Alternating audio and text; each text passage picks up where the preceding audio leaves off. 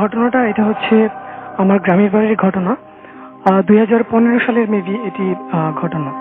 এটি আমারই দেখা, এখনো কন্টিনিউয়াস চলছে, বাট এর কোনো সলিউশন হচ্ছে না। তো ফার্স্টলি আমি যে কথাটা বলতে চাইবো, আমার বাড়ির যে ঘটনা সেটা আমি বলবো। অর্থাৎ প্রথম হচ্ছে আমাদের যে মেইন রাস্তা, তারপর হচ্ছে একটা জঙ্গল, তারপর হচ্ছে আমাদের বাড়ির যে বাসস্থান অর্থাৎ ঘর। তো আমাদের অল টাইম যাতায়াত করার জন্য ওই জঙ্গলের মধ্য দিয়ে একটা রাস্তা আছে, সেই রাস্তাটা দিয়ে আমাদের ওভারকাম করতে হয় বাড়িতে প্রবেশ করার জন্য। তো আমরা অল টাইম এখান দিয়ে প্রবেশ করি। তো যে ঘটনাটা ঘটেছিল আমার চাচার সাথে, ওনার নাম হচ্ছে মোহাম্মদ হেলাল মিয়া। তো এই ঘটনাটা হচ্ছে মূলত ওনার একটি নেশাকে কেন্দ্র করে। অর্থাৎ উনি মাছ ধরতে একটু বেশি পছন্দ করতেন। মাছ ধরাটা ওনার একটা নেশা বলা যায়, প্রচন্ড ভালোবাসেন মাছ ধরাটা। তো আমাদের গ্রামে যেহেতু এই বিষয়টা অনেক ইজি, অর্থাৎ মাছ ধরার যে বিষয়টা অনেক ইজি, বাড়ির পাশে গেলে পাওয়া যায়। স্পেশালি এটা বর্ষাকালে বাড়ির পাশে গেলে মাছ পাওয়া যায়। তো কিন্তু সেটা রাতের বেলাতে যখন সবকিছু নিস্তব্ধ থাকে, তখন রাতের বেলাতে মাছ ধরার জন্য একটি পারফেক্ট টাইম। বাট এই পারফেক্ট টাইমের মধ্যে মাছ ধরার জন্য অবশ্যই 2 জন অথবা 3 জন, অর্থাৎ কাউকে সাথে নিয়ে যেতে হয় মাছ ধরার জন্য।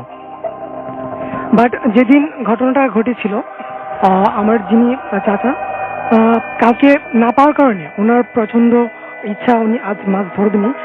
ওয়েদারটা ছিল একটু অবশ্যই পারফেক্ট ওয়েদার, যার জন্য উনি কাউকে সাথে না নিয়ে চলে গেলেন মাছ ধরার জন্য।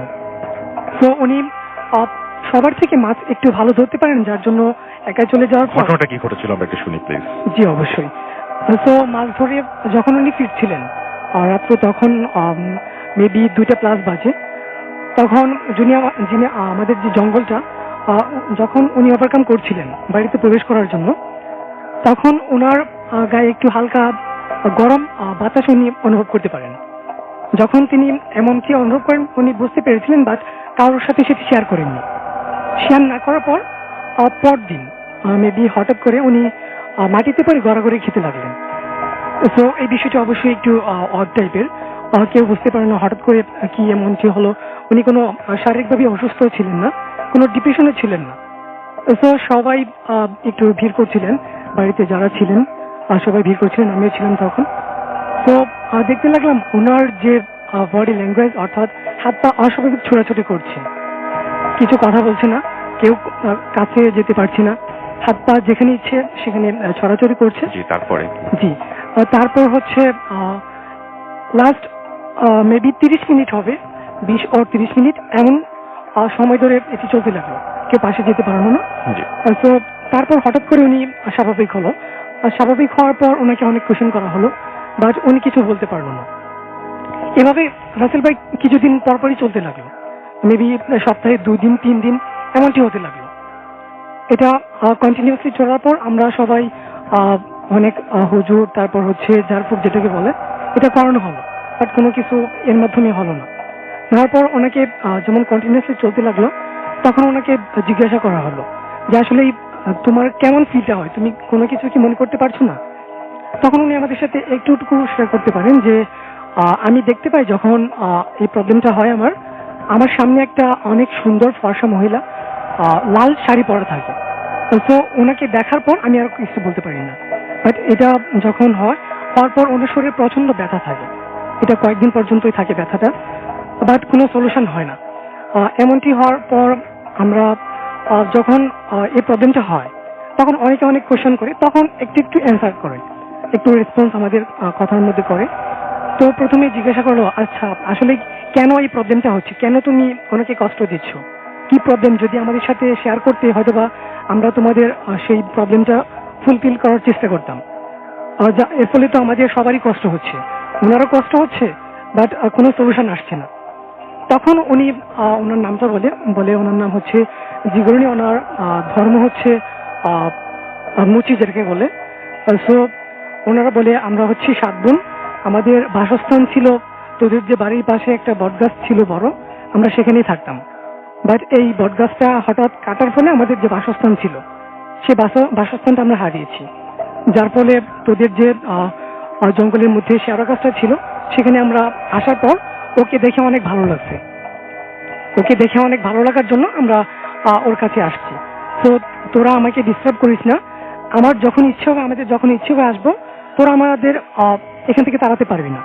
তো শুধু শুধু তোরা তোদের টাইম ওয়েস্ট করবি, তোদের কোনো ফল হবে না।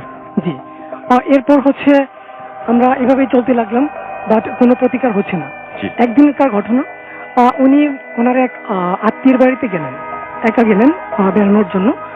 তো যেহেতু কেউ সাথে যাননি, হঠাৎ রাতের বেলা ওনারা আমাদের কল করলেন। রাত তখন 10টা+। তখন বাড়িতে কল করার পর বললো যে ওনার তো এমন কোনো প্রবলেম আমরা জানি না, বাট এখন তো উনি দেখছি হাত পা ছোড়াছড়ি করছে, কেউ পাশে যেতে পারছে না, একটা অস্বাভাবিক পরিস্থিতি। তো তখন আমার এক ভাই ছিল, চাচাতো ভাই মাসুম, আরেকটা ছিল শফিক এবং আমি। স্পেশালি আরেকটা রাসেল ভাই, আমি কথাটা বলতে ভুলে গেছি যে যখন এই প্রবলেমটা ওনার হয়, তখন শুধুমাত্র ওনার যে স্ত্রী অর্থাৎ আমার চাচি, উনি একটু পাশে গিয়ে কথা বলতে পারেন। যে প্রবলেমগুলো যেগুলো উনি বলেন, এগুলো উনি ওনার হাতে দিতে পারেন, বাট ওনার পাশে আর কেউ যেতে পারেন না। তো ওনার যখন এই প্রবলেমটা হয়, তখন স্পেশালি পান খাওয়াটা অনেক বেড়ে যায়। অদ্ভুত টাইপের পান খাওয়া, অদ্ভুত টাইপের সিগারেট খাওয়া, অনেক টাইপ। এমনকি যে পান খাওয়াটা স্বাভাবিক মানুষের পক্ষে কখনোই সম্ভব। মানে কিভাবে সলিউশন হলো বা কি মানে ঘটনাটা আমাদেরকে একটু বলুন। জি, তারপর আমরা রাত 10টা বাজে, তো কল করার পর আমরা তখনই গেলাম। গ্রামের রাস্তা অবশ্যই আপনার জানা থাকবে, খুবই বাজে পরিস্থিতি, বাট তারপর আমাদের যেতে হলো। যাওয়ার পর সেখানে আমরা যে চাচিকে নিয়ে গিয়ে আমাদের সাথে ছিল, উনি একটু পাশে গেলেন, পাশে গিয়ে কথা বললেন। তখন যে উনি পান চাচ্ছিল, সিগারেট চাচ্ছিল, এগুলো উনি দিলেন। দেওয়ার পর 20-25 মিনিট পর উনি মোটামুটি যে স্বাভাবিক অবস্থা সেটি ফিরে আসলো। ফিরে আসার পর এর কিছুদিন পর ওনার চোখে প্রবলেম হতে লাগলো, মাথা ব্যথা হতে লাগলো। মাথা ব্যথাটা অস্বাভাবিক পরিস্থিতি। তারপর আমাদের ময়মনসিংহ যে মেডিকেল আছে, সেখানে আমরা ওনাকে নিয়ে আসার পর ট্রিটমেন্ট করানোর পর, বাট হঠাৎ এটি ইনক্রিজ না হওয়ার পর এটা আরো খারাপের দিকে যাচ্ছে, অর্থাৎ চোখের নিচের দিকে পোড়া হয়ে যাচ্ছে। এভাবে চোখগুলো ফুলে যেতে লাগলো। বাট অনেকদিন ট্রিটমেন্ট করার পর ওনার চোখগুলো একটু যে এখন ভালো আছে, বাট ওনার চশমা ব্যবহার করতে হয় এখন। এভাবে কন্টিনিউয়াসলি প্রায় 1 বছর চলতে লাগলো। তারপর কোনো সলিউশন হয়নি। সলিউশন না হওয়ার পর এভাবে যখন চলতে লাগলো, আমরা মোটামুটি এখন ইজিলি আমরা মানিয়ে নিচ্ছি এর সাথে।